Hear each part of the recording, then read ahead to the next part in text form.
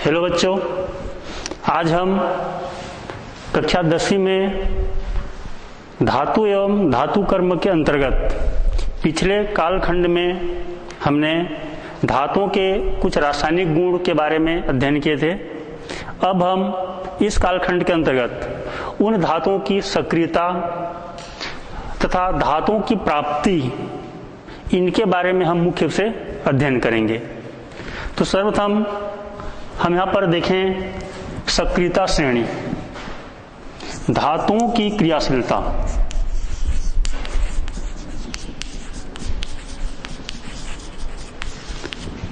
तो धातुओं की जो क्रियाशीलता होती है, अलग अलग प्रकार के धातुओं की क्रियाशीलता अलग अलग होती है, जिसको हम रासायनिक अभिक्रिया के आधार से हमने समझने का प्रयास किया। और कौन कौन सी इसमें अधिक क्रियाशील धातुएं हैं, उनसे कम हैं और उनसे कम है, ऐसे तत्वों को या ऐसे धातुओं को हम इसको चिन्हांकित करेंगे और एक क्रम से इसको लिखने का प्रयास करेंगे। और उसी को हम यहाँ पर क्रियाशीलता श्रेणी या सक्रियता श्रेणी भी कहते हैं इसी को। तो इसके लिए यहाँ पर है सक्रियता श्रेणी। तो सक्रियता श्रेणी में क्या क्या है, इसको अपन देखने का प्रयास करेंगे। तो सक्रियता श्रेणी क्या है? विभिन्न प्रकार के धातुओं को उनके क्रियाशीलता के क्रम से लिखने पर एक श्रेणी प्राप्त होती है। इसी को हम सक्रियता श्रेणी या क्रियाशीलता श्रेणी कहते हैं। तो देखिए अपन, जैसे पोटेशियम, इसको अपन के लिखते हैं, नाम को यहां पर ऐसे हम जानते हैं, इसमें पोटेशियम। जितने भी तत्व हैं, धातुएं, उन सभी धातुओं में सबसे क्रियाशील धातु पोटेशियम होता है। ये सबसे अधिक क्रियाशील है, सबसे अधिक क्रियाशील।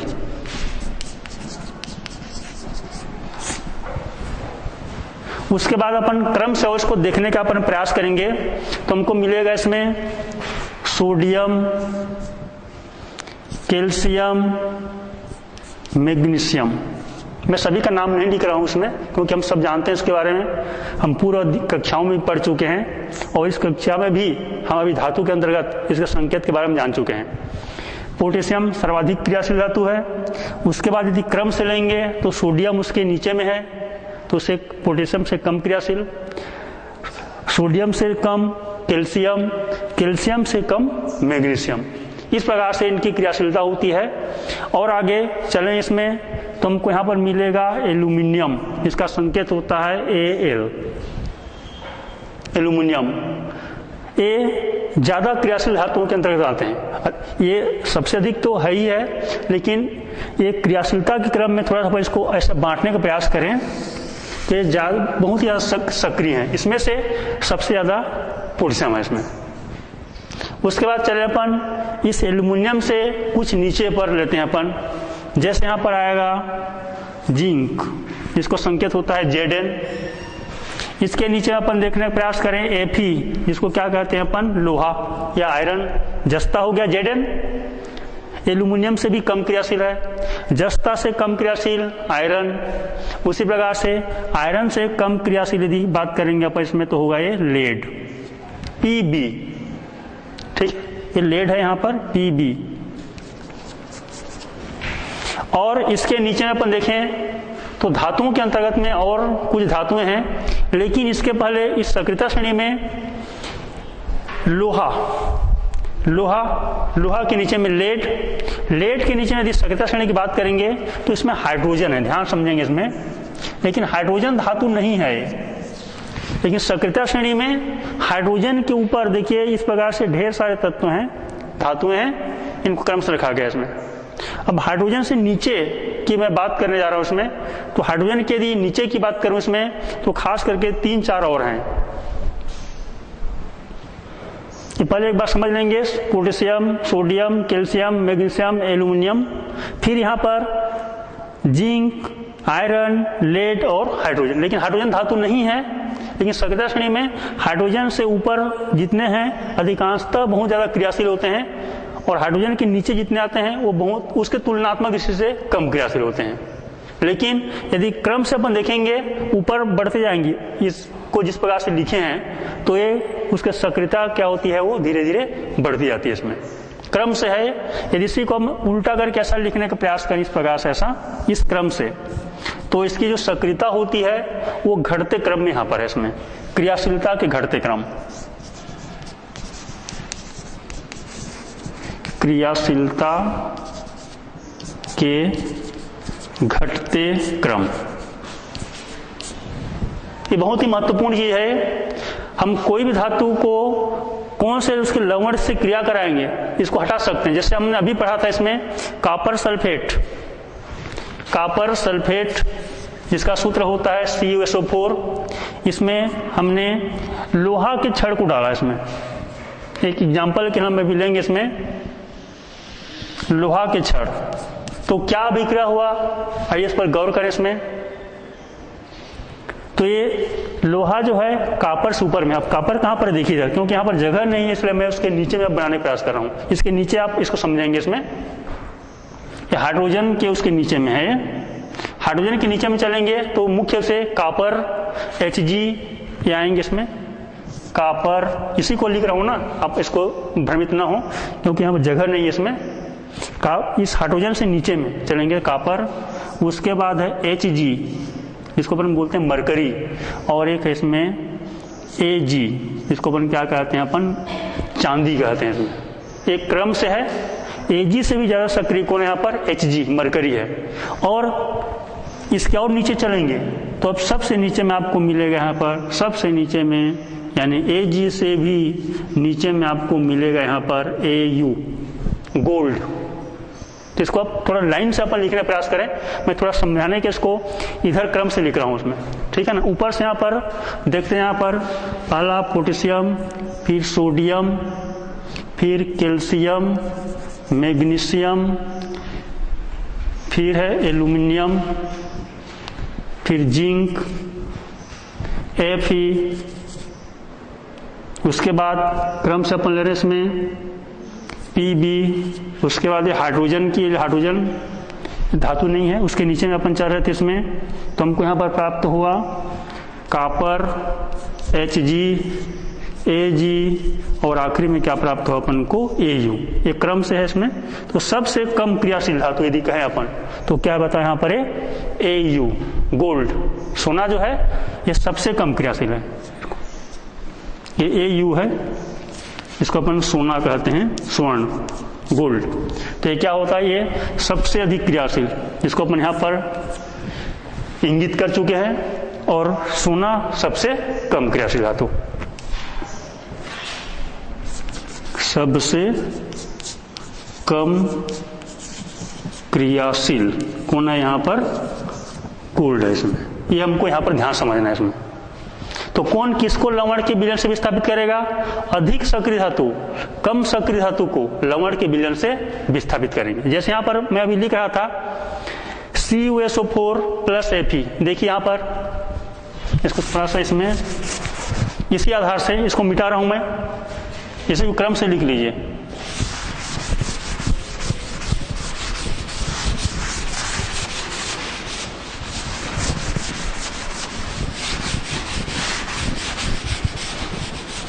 इस श्रेणी को मैं अभी रख रहा हूं, इसके देखिए यहां पर उपयोगिता क्या है। जैसे भी मैंने कहा कॉपर सल्फेट के जली विलयन, AQ लिखते हैं जली विलयन, इसमें हमने Fe के छड़ को डाला जो कि ठोस अवस्था होती है, सॉलिड होती है।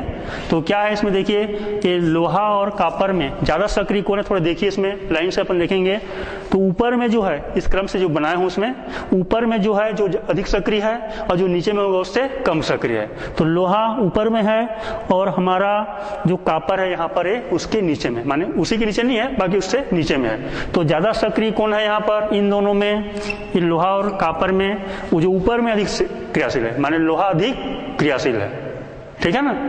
तो ये अधिक क्रियाशील है और कॉपर क्या है यहाँ पर कम क्रियाशील, इसलिए अधिक क्रियाशील कम क्रियाशील धातु को लवण के विलयन से क्या करेगा, विस्थापित करेगा। इसीलिए क्या हो जाएगा, ये इसके जगह में आ जाएगा और इसको यहाँ से बाहर निकाल देगा इसमें, ठीक है, ऐसा समझ लीजिए। तो फेरस का क्या बन गया यहाँ पर है सल्फेट जली विलयन में, और क्या मुक्त हो गया वहां से कॉपर, ठीक है, ऐसा क्रिया हो सकता है। लेकिन इसी को मैं देखो एक क्रम प्रश्न दे रहा हूं इसमें, इसी से यदि मैं ऐसा कहूं, यदि फेरस सल्फेट के जली विलयन में यदि कॉपर के क्षण, कॉपर का क्षण है समझ लीजिए, कॉपर माने कॉपर का भी क्षण के रूप में, इसको डालें तो क्या अभिक्रिया होगा कि नहीं होगा। तो देखिए यहाँ पर सक्रियता श्रेणी में अभी हम समझ रहे हैं कॉपर जो है कम क्रियाशील है, नीचे में है वो, तो यहाँ पर Cu कम क्रियाशील है और ये जो Fe है वो कैसा है, उसकी तुलना में अधिक क्रियाशील है, अधिक क्रियाशील। हम दोनों की तुलना कर रहे हैं, कहां से तुलना की अपन, इस सक्रियता श्रेणी से, सक्रियता श्रेणी को देखकर हम तुलना कर रहे हैं कौन ज्यादा क्रियाशील है कौन कम है। तो बताइए क्या ऐसा अभिक्रिया होगा कि नहीं होगा, ऐसा बनेगा कि नहीं बनेगा, कि इस प्रकार से हम समझें जैसे ऊपर वाला प्रश्न बनाए थे अपन, Cu ऐसा बना दूं, CuSO4 copper sulphate plus Fe, ऐसा यहां पर लिखने पर ये जो है उत्तर क्या होगा, ये गलत हो जाएगा, ऐसा नहीं हो सकता। क्यों नहीं हो सकता, ये जो है इस प्रकार से ऐसा नहीं हो सकता, जबकि ये वाला अभिक्रिया कैसा है, हो सकता है। क्यों नहीं होगा, क्योंकि यहाँ पर कॉपर क्या है बताओ, कम क्रियाशील है, तो कम क्रियाशील धातु अधिक क्रियाशील धातु को उसके लवण के विलयन से विस्थापित नहीं कर सकता, ठीक है, इसलिए ऐसा अभिक्रिया नहीं होगा इसमें। ते ऐसे और अपने हिसाब से बना सकते हैं प्रश्न, कौन किसको विस्थापित कर सकता है, ठीक है। आगे चलें अपन, इसी क्रियाशीलता के आधार पर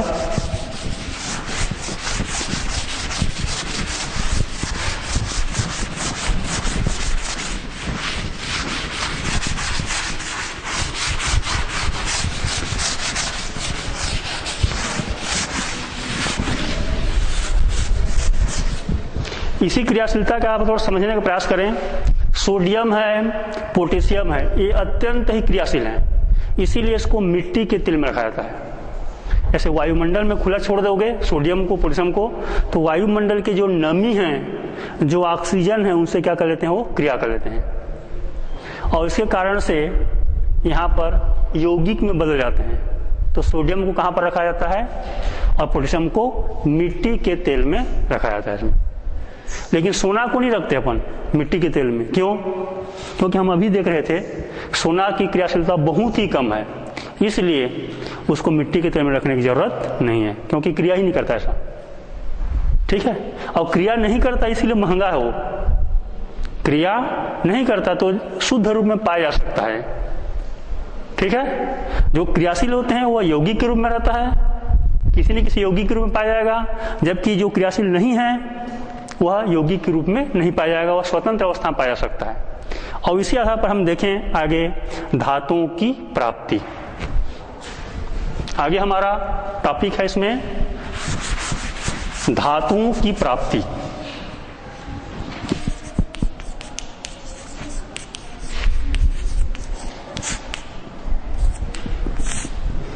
जैसे पानी को कहां कहां प्राप्त करते हैं, स्रोत क्या क्या है पानी के, कुआं है, तालाब है, समुद्र है, झील है, नदियां हैं, ये सब पानी के क्या है बताओ, स्रोत हैं। वैसे ही हम धातुओं को कहां से प्राप्त कर सकते हैं, प्राप्ति माने कहां से प्राप्त किया जा सकता है, कैसे रूप में पाए जाते हैं। तो यहां पर देखेंगे धातुओं को उसकी जो प्राप्ति होती है मुख्य रूप से यह दो रूपों में पाए जाते हैं। एक को नाम देते हैं अपन खनिज और एक को क्या कहते हैं, अयस्क। लेकिन इसके पहले हम थोड़ा सा देखने का प्रयास करें दो अवस्थाओं में, है ना। एक को अपन कहते हैं इसमें मुक्त अवस्था में, कैसे अवस्था में प्राप्त होते हैं वो, मुक्त अवस्था में। मुक्त अवस्था का मतलब किसी के साथ जुड़ा नहीं, किसी का यौगिक नहीं बनाया हो। जैसे कौन होगा, जो बहुत ही कम क्रियाशील धातुएं होती हैं वह मुक्त अवस्था में भी पाए जाते हैं। जैसे उदाहरण के लिए हम देखने का प्रयास करें, जैसे सोना अधिकांशतः मुक्त अवस्था में पाए जाते हैं।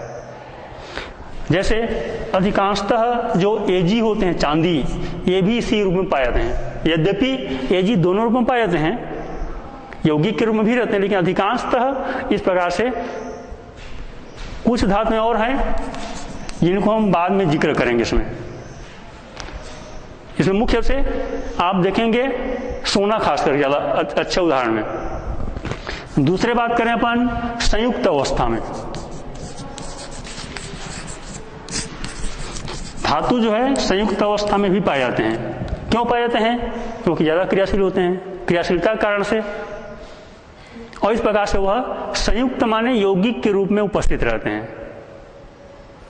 ठीक है, संयुक्त अवस्था का सीधा मतलब किसके रूप में है बताओ यहां पर, यौगिक के रूप में। यौगिक के रूप में ऐसे ढेर सारे हैं, जैसे लोहा है, तांबा है, ये मुख्य रूप से उदाहरण आएंगे। इस प्रकार से पीबी आदि ऐसे ढेर सारे धातुएं हैं जो यौगिक के रूप में स्वतंत्र अवस्था में न पाए होते, जबकि वो यौगिक के रूप में संयुक्त अवस्था में वो पाए जाते हैं।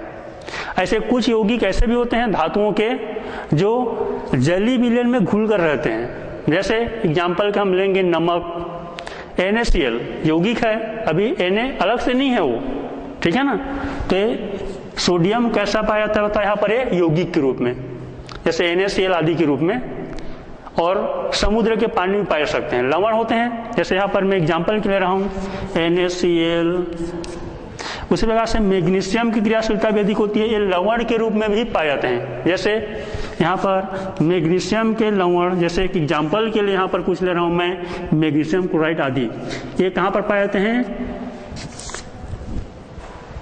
समुद्र के पानी में अक्सर पाए जाते हैं। इसीलिए समुद्र का पानी क्या होता है? खारा होता है। ठीक है, हमारे 3/4 भाग में सब जानते हैं, 4 भाग में से 3 भाग पानी ही पानी है, लेकिन फिर भी हमारे यहाँ जल संकट है। क्यों? क्योंकि जितना पानी है वो पीने के लायक नहीं है, खारापन है उसमें। खारा क्यों होते हैं? क्योंकि धातु के क्या होते हैं? विलेय लवण होते हैं। ठीक है, इसीलिए क्या होते हैं? वो नमकीन होते हैं। तो सब कहाँ पर पाए जाते हैं? मुख्य रूप से यहाँ पर है समुद्र में विलेय हैं जल के साथ, समुद्र का पानी जो है उसमें घुले हुए हैं, ऐसे भी यौगिक के रूप में पाए जाते हैं, और ठोस अवस्था में भी पाए जाते हैं। तो आइए चले हम इसके अंतर्गत में कौन कौन से संयुक्त अवस्था में पाए जाते हैं इसके बारे में हम देखने का प्रयास करें। ऐसे तो ये जो यौगिक धातुएं होती हैं, हमारे जो भूपर्पटी हैं, भूपर्पटी यानी पृथ्वी के सामान्य सतह तल होते हैं, कुछ किलोमीटर के अंदर भी हो सकते हैं वो पृथ्वी की सतह से। यहाँ पर धातुएं कोई जो है थोड़े से पृथ्वी के कम अंदर पर है, कोई बहुत ज्यादा अंदर पर उपस्थित है, लेकिन वह पृथ्वी के अधिकांशतः अंदर के भागों में पाए जाते हैं। ठीक है, जिसको अपन सामान्यतः भूपर्पटी के नाम से जानते हैं।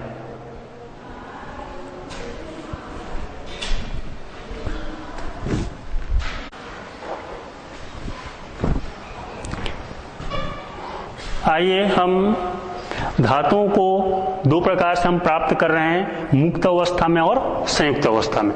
इसके बारे में हम समझने का प्रयास करें। तो आखिर दोनों पृथ्वी के सतह चाहे उसके और अंदर में चले, इसी में ही हैं, अलग से वो हवा में नहीं है। पर समझ लीजिए बात को, जैसे नाइट्रोजन गैस, ऑक्सीजन गैस वायुमंडल में गैस के रूप में है, ऐसा धातु अलग से गैस के रूप में उपस्थित नहीं है। ज्यादा होगा तो समुद्र के पानी में लवण के रूप में है, या तो यह ठोस अवस्था में पृथ्वी के सतह पर उपस्थित है। इसको हम एक साथ नाम देते हैं खनिज। क्या नाम देते हैं इसको? खनिज। क्यों? क्योंकि जब भी हम इसको प्राप्त करते हैं तो उसको खोद करके प्राप्त करते हैं, अलग से ऊपर में इस प्रकार से नहीं रहते, तो इसको एक साथ हम खनिज के नाम से जानते हैं इसको। तो आइए अब चलते हैं, इसमें धातुओं को 2 अवस्थाओं में हम प्राप्त किए हैं।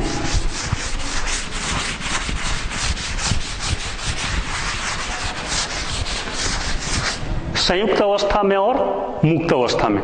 इसको भी हम 2 प्रकार से नाम देते हैं। एक को नाम देते हैं अपन खनिज कहते हैं, अंग्रेजी में इसको मिनरल कहते हैं।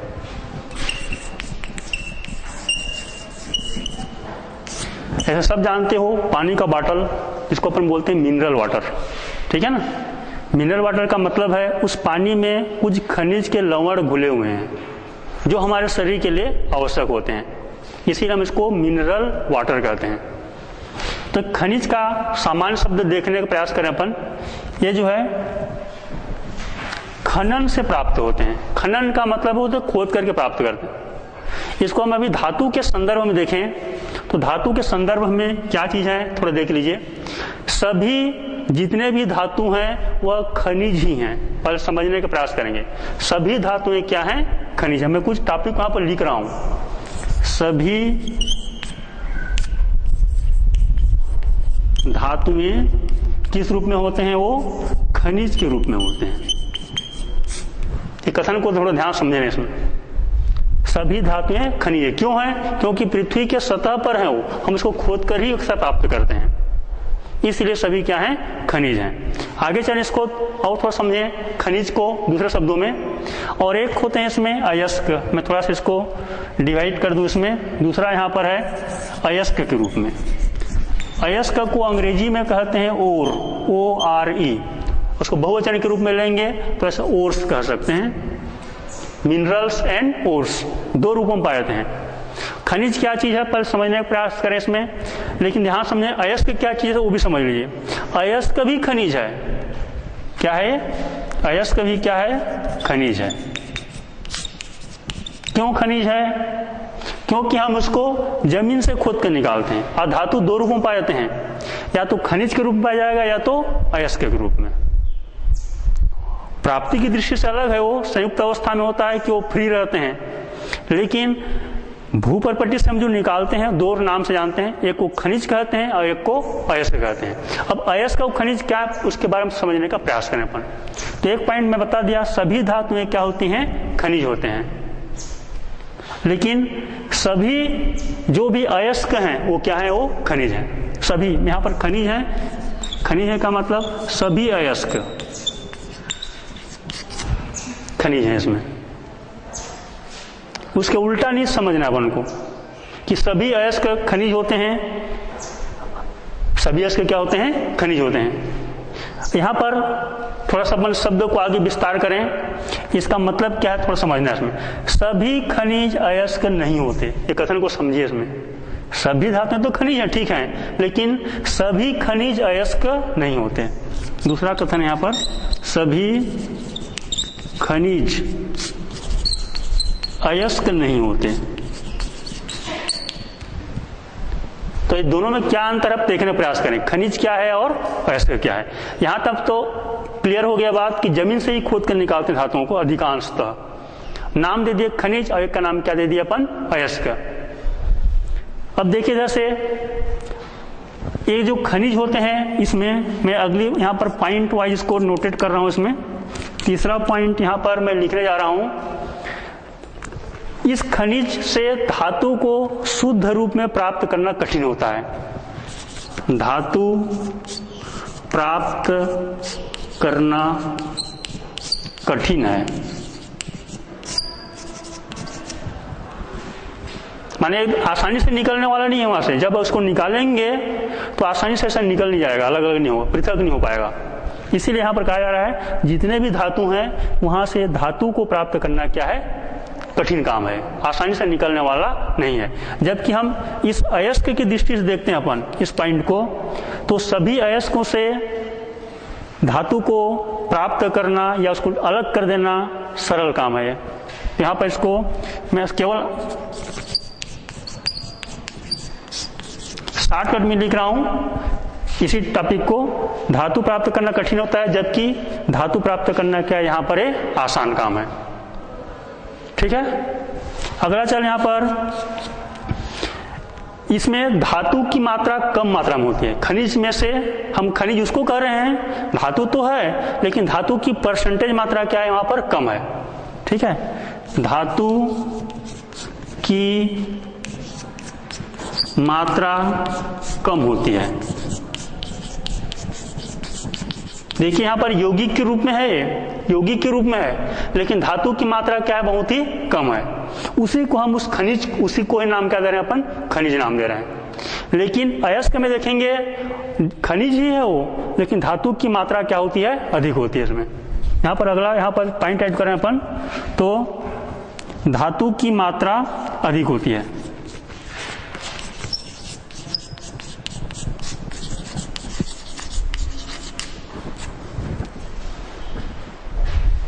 ये कुछ पॉइंट हैं जिसको हमको समझना बहुत जरूरी है, क्योंकि हमको इसी के बारे में इस पार्ट में पढ़ना है अपन को। एक कुछ सामान्य जानकारी आपको मैंने दिया इसमें कि सभी जो धातुएं होती हैं खनिज में, धातु की मात्रा क्या होती है, कम होती है, जबकि अयस्क में धातु की मात्रा अधिक होती है। धातु की मात्रा कम होने के कारण से उसको प्राप्त करना खनिज से क्या होता है, कठिन होता है, जबकि अयस्क में धातु की मात्रा ज्यादा होता है, इसलिए उसको अलग करना क्या है, आसान काम है। इसको दूसरे शब्द में और कहें तो ये मितव्ययी नहीं होते, मानिए हम जितना लागत लगाते हैं उससे हमको कम पैसा मिलेगा। इसका सीधा सीधा मतलब है हम खनिज से धातु का निष्कर्षण नहीं कर सकते या नहीं करते। खनिज से धातु का निष्कर्षण नहीं करते। क्यों नहीं करते? क्योंकि बहुत ज्यादा उसमें अशुद्धियां हैं और जब निकालोगे तो कम मात्रा में धातु प्राप्त होगा।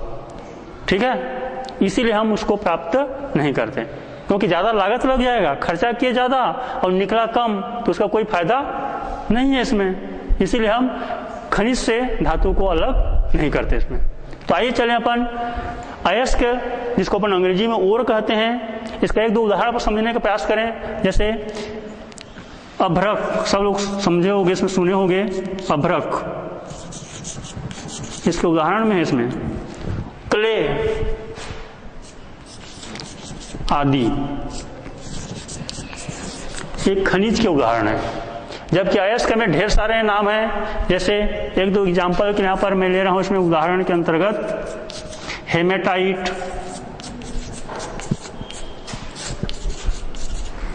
हेमेटाइट, बॉक्साइट आदि अयस्क के उदाहरण है इसमें। ऐसे ढेर सारे अयस्क के बारे में हमको यहाँ पर अभी अध्ययन करने हैं इसमें। तो एक दो एग्जाम्पल के लिए अभी हम समझ रहे हैं इसमें। अभ्रक, क्ले आदि ऐसे नाम हैं जो किसमें आते हैं, वो खनिज हैं। जबकि हेमेटाइट, बॉक्साइट ये शब्द सुने होंगे आप लोग, ये किसमें आते हैं, ये अयस्क में। आगे चले अपन अयस्क, अयस्क के प्रकार।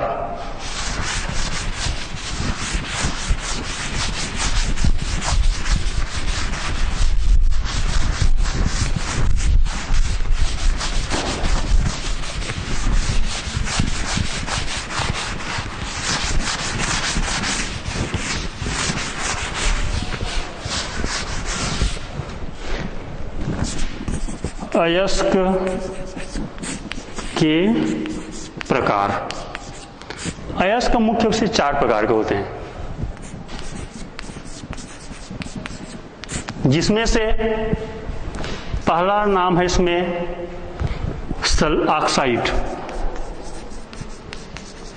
यानी ऑक्साइड के रूप में रहते हैं। ऑक्साइड के रूप में हो सकते हैं, जैसे एग्जाम्पल के रूप में यहां पर देखें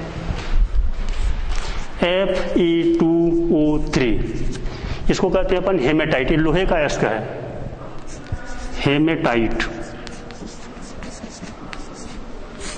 उसी प्रकार से एक एग्जाम्पल यहां पर ले रहा हूं मैं Al2O3 इंटू ट्वाइस H2, ये जल के अणु जुड़े हुए हैं, 2 अणु जल, ये जो है ये भी ऑक्साइड है।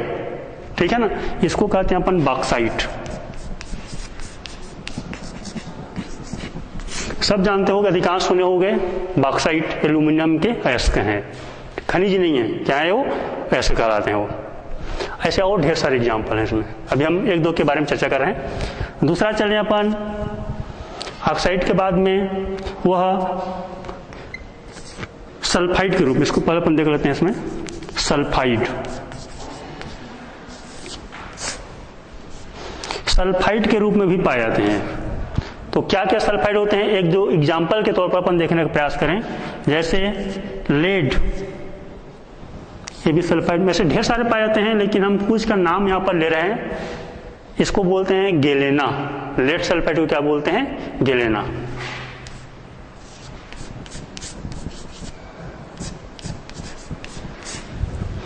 अब इसको पीबीएस नहीं बोलना है, तो सामान्य सूत्र में लिखने के इसको यदि हम उसके शब्दों की बात कहें तो क्या नाम होगा इसका, गेलेना नाम होगा। ऐसे इस प्रकार से Cu2S, कापर भी इस प्रकार से सल्फाइड के रूप पाए जाते हैं। इसको अपन कॉपर ग्लास कहते हैं। इसको मैं थोड़ा सा और ले जाऊं एक साथ, जो कॉपर के मुख्य हैं ऐसे होते ही हैं, CuFeS2, मैं दोनों को मिश्रित कर रहा हूं, ऐसा भी होता है। ये कॉपर के भी सल्फाइड है, आयरन के भी सल्फाइड है, ठीक है ना। इसको एक साथ बोलते हैं copper pyrite, copper pyrite, copper pyrites भी बोलते हैं इसी को। ये सूत्र है, कॉपर के S का है, ये लेड का है, ये भी सल्फाइड के रूप में, सल्फाइड माने सल्फर जुड़ा हुआ है इसमें। तीसरी बात करें अपन कार्बोनेट के रूप में, अभी केवल कुछ उदाहरणों को लिया जा रहा है, ऐसे ढेर सारे धातुएं जो हैं S के रूप में पाए जाती, इसी रूप में हम अभी कुछ की चर्चा कर रहे हैं। कार्बोनेट के रूप में देखिए, कार्बोनेट का सीधा मतलब होता है जिसमें CO3 होते हैं, उसको क्या कहते हैं अपन, कार्बोनेट, यौगिक के अंतर्गत। अब देखिए यहाँ पर कुछ उदाहरण के अंतर्गत, जैसे कैल्शियम कार्बोनेट CaCO3, जिसको अपन बोलते हैं चूना पत्थर, चूना पत्थर, इसी को लाइमस्टोन कहते हैं। चूना पत्थर एक कैल्शियम का अयस्क है यहाँ पर, ठीक है ना, जो कि कार्बोनेट के रूप में पाया जा रहा है। उसी प्रकार से और ढेर सारे जो कार्बोनेट हैं, जैसे यहाँ पर एक उदाहरण लेते हैं अपन, मैग्नीशियम और कैल्शियम के कार्बोनेट, वो भी मिश्रित रूप पाए जाते हैं। Magnesium carbonate into calcium carbonate, ध्यान समझेंगे, इंटू का मतलब है दोनों जुड़े हुए हैं, ऐसा भी है ऐसा भी, इसमें दोनों हैं। इसको अपन डोलोमाइट कहते हैं, एक साथ क्या नाम देते हैं इसका नाम, डोलोमाइट।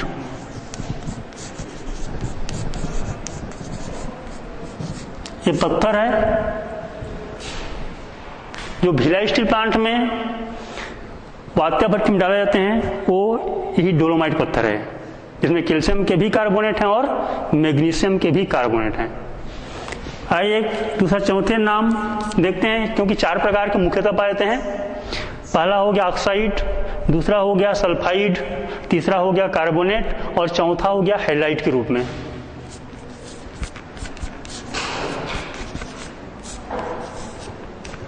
हैलाइड का मतलब है क्लोरीन, ब्रोमीन, आयोडीन, फ्लोरीन, ऐसे जो तत्व हैं वो उसके साथ में जुड़े होते हैं।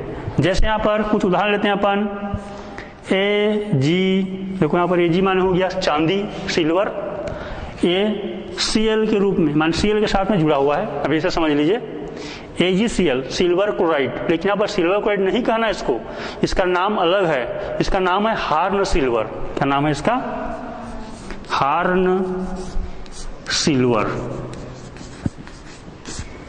इसको अब यहाँ पर हम लोग जैसे Fe2O3 को फेरिक ऑक्साइड नहीं कह रहे हैं अयस्क में, उसका नाम क्या बोलते हैं अपन, हेमेटाइट कहते हैं। ठीक उसी प्रकार से इस अयस्क में AgCl को क्या कहेंगे अपन, हार्न सिल्वर कहेंगे। ठीक है, हार्न का मतलब जो ट्रक में हार्न लगाया जाता है, ये हार्न मत समझिए, नाम है इसका हार्न सिल्वर। ठीक है, या उसका कोई दूसरा अर्थ न लगाया जाए, हार्न का मतलब क्या है, नाम है उसका हार्न सिल्वर। आगे चलें, यहाँ पर एक आध एग्जाम्पल और अपन कोई दूसरा प्रकार की एग्जाम्पल भी ले सकते हैं। एक एग्जाम्पल और लेते हैं खास इसी हाईलाइट के अंतर्गत में। देखिए इधर से सूत्र है इसका Na3, 3 सोडियम है, एल्यूमिनियम है और फ्लोराइड है इसमें, जिसमें से सोडियम के भी फ्लोराइड हैं और एल्यूमिनियम के भी फ्लोराइड हैं। ठीक है, दोनों प्रकार से इसमें उपस्थित हैं, सोडियम के फ्लोराइड और एल्यूमिनियम के फ्लोराइड। और इसका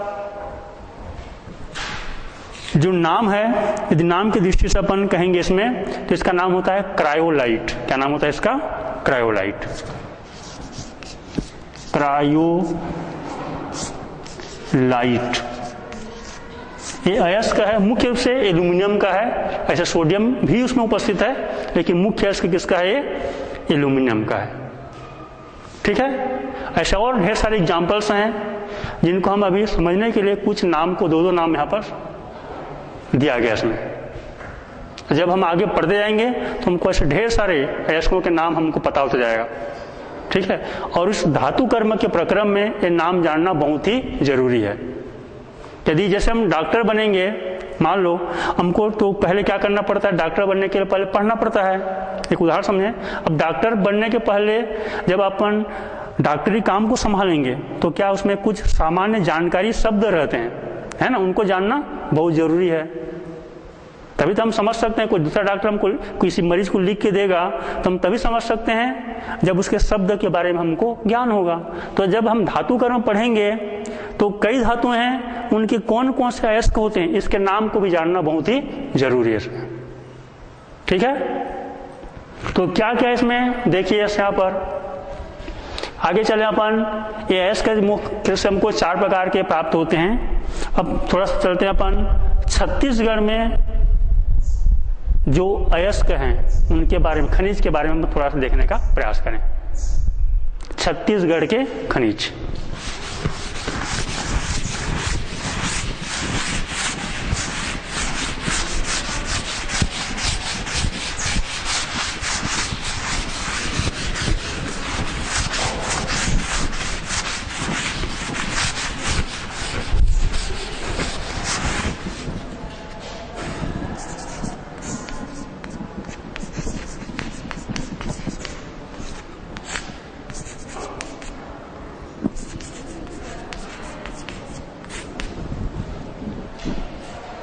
छत्तीसगढ़ के कौन कौन से खनिज हैं, ऐसा थोड़ा ध्यान समझेंगे बात को। हमारे जो देश है, ठीक है ना, इस देश में खनिज की मामले में हमारा जो छत्तीसगढ़ राज्य है वो बहुत ही संपन्न राज्य है खनिज के मामले में। और देश में इनका जो स्थान है वह द्वितीय स्थान है। खनिज की भंडार के आधार पर, संपन्नता के आधार पर हमारा छत्तीसगढ़ का कौन सा स्थान है देश में, दूसरा स्थान है, सेकंड पोजीशन पर है। ठीक है ना, ये ध्यान समझेंगे। पूरे देश में द्वितीय स्थान खनिज की प्राप्ति के आधार पर, खनिज संपदा के संपन्नता के आधार पर। और इसमें कुल मिलाकर के हमारे जो राज्य हैं इसमें 28 प्रकार के खनिज प्राप्त होते हैं। कितने प्रकार के होते हैं? 28 प्रकार के खनिज उपलब्ध हैं इसमें। साथ साथ इसमें हमारे सामरिक दृष्टि से कुछ खनिजें हैं, जैसे टीन स्टोन। ये भी हमारे देश में, छत्तीसगढ़ एक ऐसा राज्य है जिसमें सामरिक से संबंधित अस्त्र शस्त्र बनाने वाले जो खनिज हैं उससे संबंधित जो टीन है खास करके, उनका अयस्क भी हमारे छत्तीसगढ़ में ही है, वो भी दंतेवाड़ा और खास करके बस्तर जिला में। बस्तर जिला और दंतेवाड़ा जो जिला है उसमें टीन के स्टोन, जिसको अपन टीन स्टोन कहते हैं, उसका सूत्र होता है SnO2, टीन के ऑक्साइड ऐसा SnO2। ये सामरिक एक खनिज है सब। अच्छा, और ढेर सारे हैं जिसमें से इसको अपन टीन स्टोन कहते हैं इसमें। तो ये जो है हमारे देश में केवल कौन से राज्य में पाया जाता है? हमारे छत्तीसगढ़ में ही है। ऐसे और ढेर सारे खनिज हैं जिनको हमारे छत्तीसगढ़ में प्राप्त किया जा सकता है या उपस्थित हैं, और अलग अलग जिले में अलग अलग प्रकार के खनिज भरे पड़े हैं इसमें। ठीक है, तो देश में कौन सा स्थान है? दूसरे स्थान में। और कुल मिलाकर के कितने प्रकार के खनिज होते हैं इसमें? 28 प्रकार के खनिज संपदा से विपुलता से भरा हुआ है छत्तीसगढ़ राज्य। अब इसको हम कैसे प्राप्त करेंगे, इसके लिए अलग से प्रक्रम है, इसको हम नाम देते हैं धातु कर्म। हम अभी तक क्या पढ़ रहे थे? केवल धातुओं के बारे में पढ़ रहे थे, उनके सामान्य जानकारी। अब आगे हमें जो पढ़ना है वो मुख्य से किसके बारे में पढ़ना है? इसमें धातु कर्म के बारे में समझना है इसमें। तो केवल अभी हम इस चैप्टर, इस कालखंड के अंतर्गत हम थोड़ा समझने का प्रयास करें ये धातु कर्म है क्या चीज। 2 शब्द से बना हुआ है, धातु और एक शब्द है कर्म। धातु माने मेटल, कर्म का मतलब समान शब्द में यदि कहेंगे काम करना। धातु के ऊपर हम काम कर रहे हैं, अपन कैसे काम कर रहे हैं उसको हम निकालने का प्रयास करेंगे। तो इसको अंग्रेजी में बोलते हैं मेटलर्जी। क्या बोलते हैं? देखो मेटल को अंग्रेजी में क्या बोलते हैं, ऐसा लिखेंगे तो METAL, ठीक है ना। उसमें लर्जी शब्द को जोड़ें अपन, एक और एल हो जाएगा इस प्रकार से, मेटलर्जी। तो इसको अपन हिंदी में कहते हैं धातु कर्म। तो धातु कर्म है क्या चीज, इसको समझने का हम प्रयास करें। तो धातु को हमने अभी समझा है कि धातु को मुख्यतः अयस्क से प्राप्त करते हैं, अयस्क, जिसको अंग्रेजी में ओर कहते हैं। अयस्क से हमें क्या प्राप्त करना है, मुख्य रूप से शुद्ध धातु प्राप्त करना है, अशुद्ध भी नहीं, उसमें कुछ मिला भी नहीं होना चाहिए। क्या प्राप्त होना चाहिए, शुद्ध धातु। कहां से, अयस्क से। अयस्क से हमें शुद्ध धातु प्राप्त करना है। इस प्रक्रिया को हम एक साथ क्या कहते हैं, धातु कर्म कहते हैं, या धातु प्रक्रम कहते हैं। इसको एक साथ कहेंगे तो क्या नाम होता है इसका, धातु प्रक्रम, मेटल प्रोसेस। ऐसा प्रक्रम जिसमें अयस्क से हमें क्या प्राप्त करना है, शुद्ध धातु प्राप्त करना है। इस प्रक्रम को हम धातु निष्कर्षण कहते हैं या धातु प्रक्रम कहते हैं। अब कैसे प्राप्त होगा, प्राप्त होगा कुछ स्टेप, इसको बोलते हैं पद। तो उसमें जितने भी पद लगते हैं, ध्यान समझेंगे शब्द को, अयस्क से शुद्ध धातु प्राप्त करने के पद,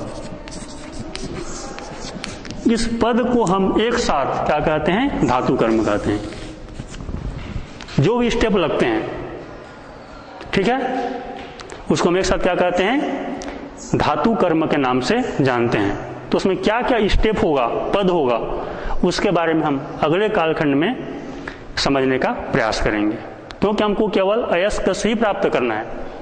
जैसे हमको लिखना है तो पहले क्या करते हैं, सामान्यतः कॉपी को निकालते हैं, देखो स्टेप बाय स्टेप हो रहा है, फिर कलम को निकाले, मान लीजिए ढक्कन को निकाले, स्टेप चल रहा है, उसके बाद हाथ में रखे, फिर उसको लिखना चालू किए, ये प्रक्रम है। अपने आप 1 सेकंड में सब भिन्न हो जाएंगे, अलग अलग स्टेप होता है।